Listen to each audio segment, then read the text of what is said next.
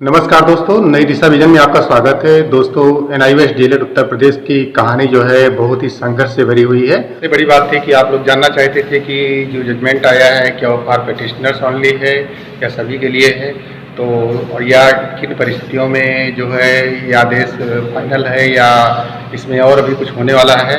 तो सारी जानकारी इस वीडियो में है और इसके लिए हमने जो मुख्य पिटिशनर थे, जिन्होंने केस लड़ा और संघर्ष किया, अजीत तिवारी जी, उनसे आज मुलाकात करेंगे इस वीडियो में।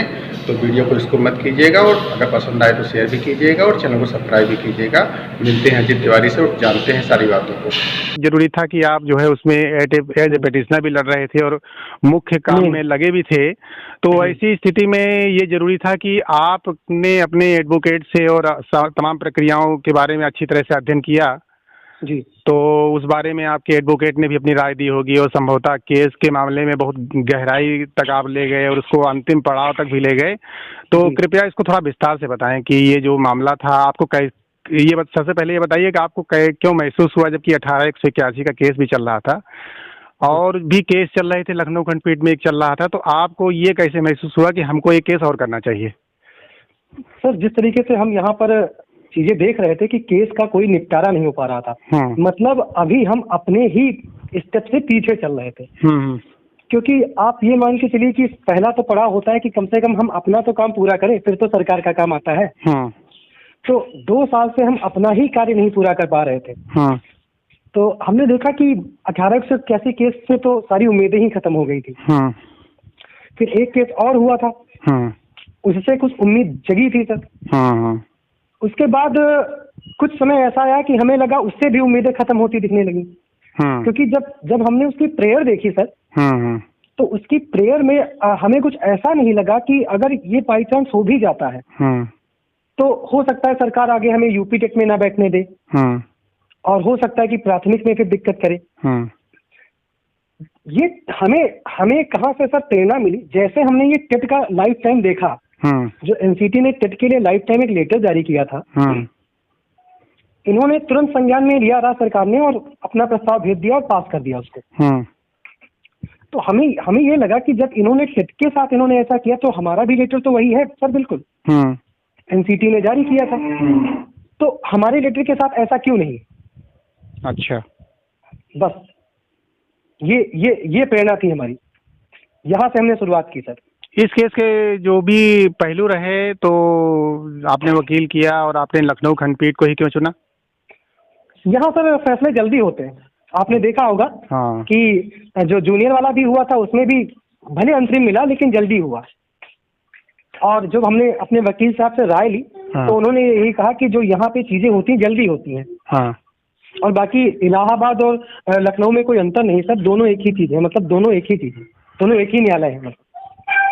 अच्छा, सरकार और एनसीटी के वकील की तरफ से क्या रुख रहा इस मामले में? दोनों सर हमारे पक्ष, जो एनसीटी और एमएचआरडी के वकील साहब थे सब हमारे पक्ष में थे सर।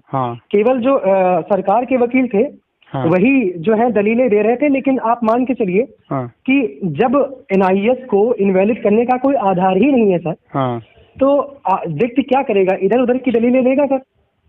तो बस इधर उधर की कैसे फंसा रहे थे चीजों को कि कहीं से कोई दलील दे दे। जैसे एक मुद्दा उठाया था 6 पेपर वाला मुद्दा, उसमें आपने जिक्र किया, देखा होगा, जो उसमें है, जो ऑर्डर आया है उसमें है, तो वो सर उससे हमारा कोई मतलब ही नहीं था।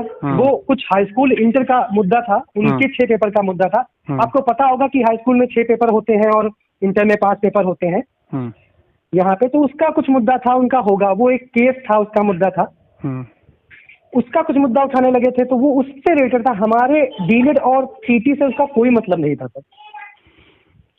जी, तो देखिए इसमें जो है जज साहब का क्या रुख रहा? जज साहब ने क्या मतलब जो है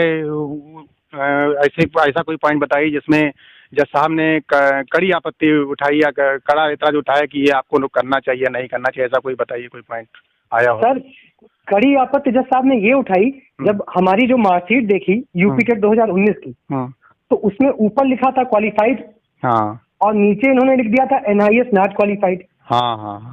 बस इसी पर जज साहब का सबसे ज्यादा, जज साहब ने उठाया कि ये क्या हो रहा है, ये आप क्या कर रहे हैं, मतलब या तो आपने फॉर्म नहीं भरवाया होता। मतलब एक तरफ तो बच्चे ने क्वालिफाइड कर लिया, अगर बच्चा होशियार ना होता तो क्वालिफाइड क्यों कर पाता? हाँ। और फिर आप उसको डिस्क्वालीफाइड करे दे रहे हैं। तो बस इसी का जो है, इसी के लिए जज साहब ने जो है कहा कि ये सब नहीं चलेगा, और जो कुछ आपको बताना है नेक्स्ट जो 4 तारीख को डेट दी थी उसमें बताइए आके आप। जज साहब ने कुल मिला के इसको मिसबिहेव माना। बिल्कुल बिल्कुल बिल्कुल। इसको जो है कि हाँ कि आप मार्कशीट में एक तरफ तो लिख रहे हैं क्वालिफाइड और नीचे लिख रहे हैं डिस्क्वालीफाइड। मतलब इसका क्या, आखिर अगर आप एक मार्कशीट बनाए और ऊपर लिख दें कि पास और नीचे लिख दें नॉट, मतलब डिस्क्वालीफाइड, तो इसका मतलब क्या हुआ, क्या समझा जाए सर? तो बस यही जो है, ये जज साहब ने जो है पूछा कि मतलब ये क्या है, तो 4 तारीख को इसका जो है आप क्लेरिफिकेशन दीजिए आके। तो जब 4 तारीख को गए तो 4 तारीख को 45 मिनट सर बहस हुई। हाँ, 45 मिनट बहस हुई थी सर 4 तारीख को। कोई छोटी मोटी बहस नहीं थी सर, बहुत बहस की थी। लेकिन चूंकि हमने सारे डॉक्यूमेंट लगाए थे, कुछ भी छोड़ा नहीं था, कुछ भी नहीं छोड़ा था, और जो कुछ बचा कुचा था हमारे वकील साहब ने लगा लिए थे। तो आप एक पॉइंट बताइए, कोई बहस का कोई खास मुद्दा बताइए, जैसे कोई खास कोई मुद्दा नहीं था सर बहस का, कोई मुद्दा नहीं था बहस का। मतलब मान के चलिए कि बस वो जो एक मान के चलिए बस इधर उधर की बातें, और कोई मुद्दा नहीं था बहस का। मामले को टालने का प्रयास हो रहा था बस बस बस बस कि इस पे एक आध पेशी और लग जाए या एक आध महीना 2 महीना और टल जाए। बस बस सर, बस एकदम यही। बस बस बस। अच्छा, इसको जो आपने मिसबिहेव का मैटर बताया, ये मिसबिहेव का मैटर तो जो है ये डेफिनेटली त्रिपुरा और पटना हाई कोर्ट के जजमेंट में भी जो है, और जज साहब ने इस बात को स्वीकार किया कि ये इन लोगों के साथ मिसबिहेव हो रहा है। जी जी तो जी, इसीलिए। और सर मैं बता दूं आपको, ये जो ऑर्डर है ये फाइनल डिस्पोज्ड ऑर्डर है सर। नहीं वो ठीक है, वो तो सही है, वो तो पढ़ा है जजमेंट, और जजमेंट को बताया भी गया, बिल्कुल एकदम ये फाइनल है, इसमें कोई शक नहीं है। ये कि जो सरकार है उसके पास अभी या तो डबल बेंच जाने का ऑप्शन है, या फिर जो है सरकार को जो है अपना जवाब क्या, वो अमेंडमेंट कुल मिला करके कह सकते हैं कि सरकार जो कुल मिला के कह रही है वो कह रही है, तो ये भी गलत नहीं कह रही है वास्तव में। अब अमेंडमेंट सरकार को कर देना चाहिए। देखिए सर, इसमें ऐसा हुआ है अजीत भाई, एक छोटी सी जो बात हुई है, न्यायपालिका भी हालांकि फोकस की है, आप लोग भी इसको जानते हैं अच्छी तरह से।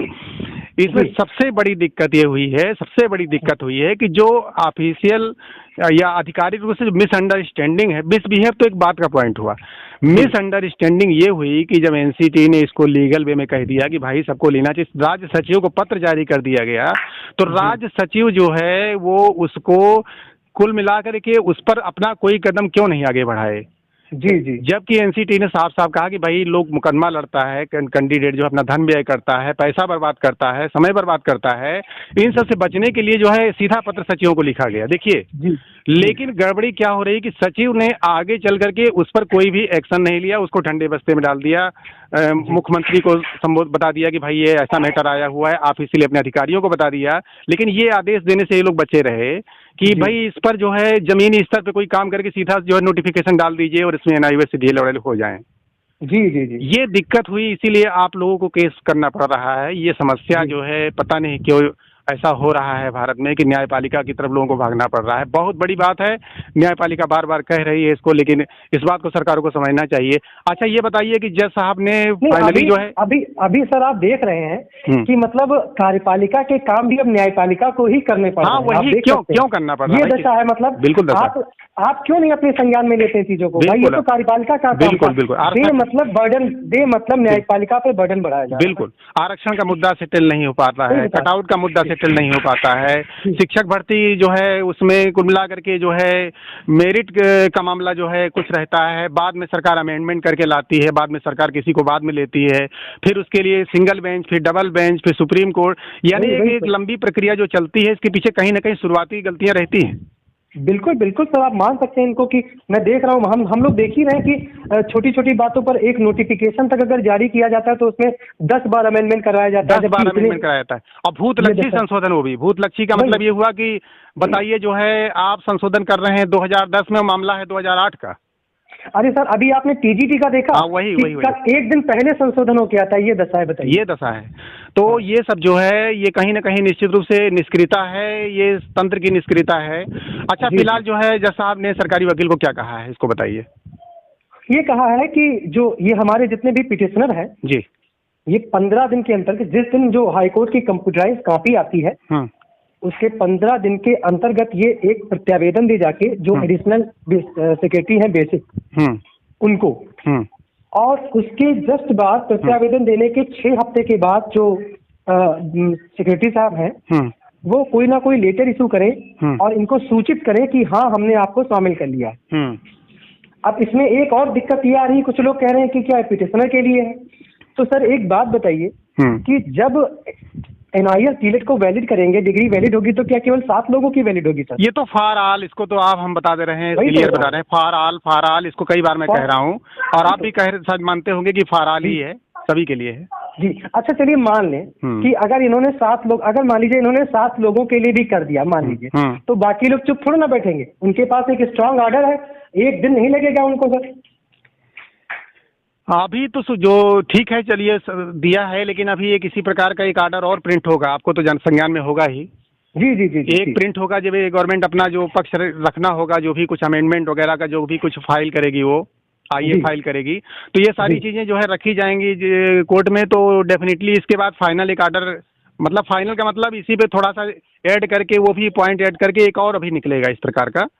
तो उसमें स्पष्ट किया जाएगा कि फिलहाल कभी भी लिखता है, कोर्ट भी लिखता भी है कि फॉर पिटिशनर्स या फॉर आल, तो फिलहाल ये फॉर आल के लिए ही माना जाता है। इसमें कोई आल के हाँ, जब कोर्ट से आप मांगे जैसे अगर सोच रहे हैं कुछ लोग, मैं बता रहा हूँ कि 99.99% यही होगा, लेकिन 0.1% भी अगर ऐसा है, बता रहे हैं बात, अगर लोगों को संकित है लोग तो नहीं, उस पर अभी बात नहीं होनी चाहिए कि आखिर कहाँ लिखा गया है कि पिटिशनर के लिए है कि सभी के लिए। अभी तो कुछ लिखा भी नहीं कोर्ट ने। कुछ लोग सर हैं जो अफवाहें फैला रहे हैं। नहीं, कुछ नहीं। हम कह रहे हैं अजीत भाई, किसी ने लिखा भी तो नहीं है कि फॉर आल या फॉर पिटिशनर। अभी मुद्दा ही कैसे, जब सरकार ऑर्डर पास करेगी तो सबके लिए पास करेगी, सबके लिए पास करेगी, वो तो सरकार को एक्सेप्ट करना है ना। वही सरकार एक्सेप्ट करेगी ना। और फिर सरकार को जो है कुल मिला करके डेमोक्रेसी है, राजतंत्र है, तो प्रजातंत्र है, तो इसमें कहने का मतलब सरकार क्यों चाहेगी भाई कि 7 या 8 लोगों को हो, सभी को करेगी। तो वो सबके लिए करेगी सर, उसमें तो कोई शंका ही नहीं, लेकिन कुछ लोग भ्रम फैला रहे हैं ना सर, उनके लिए बात है। बिहार में फॉर पिटिशनर्स था तो क्या सब नहीं लिए गए? सभी लोग लिए गए, सबको जॉब मिलना है। बिल्कुल सर, आप देख सकते हैं बिहार में केवल त्रिपुरा में उतने ही NIS डीएलएड कैंडिडेट थे, तो फॉर पिटिशनर्स उसने लिखा तो कोई दिक्कत नहीं थी। उसके अलावा कोई कैंडिडेट बचा ही नहीं था, टेट पास वहाँ पे थे ही नहीं। बिल्कुल, तो वहाँ पर तो हम तो वो एग्जाम्पल बता रहे हैं आपको ना। सभी अभ्यर्थियों की तरफ से विशेष प्रयास करने के लिए आपको धन्यवाद, पहली बात तो। Thank you. और इसलिए कि आप थे और प्रदेश संयोजक आपके जो है महेश भाई थे। महेश भाई का तो वीडियो जो आता है मैं बहुत ज़्यादा विचार नहीं करता हूँ, डाल देता हूँ, क्योंकि वो ऑथेंटिक ही सब देते रहते हैं।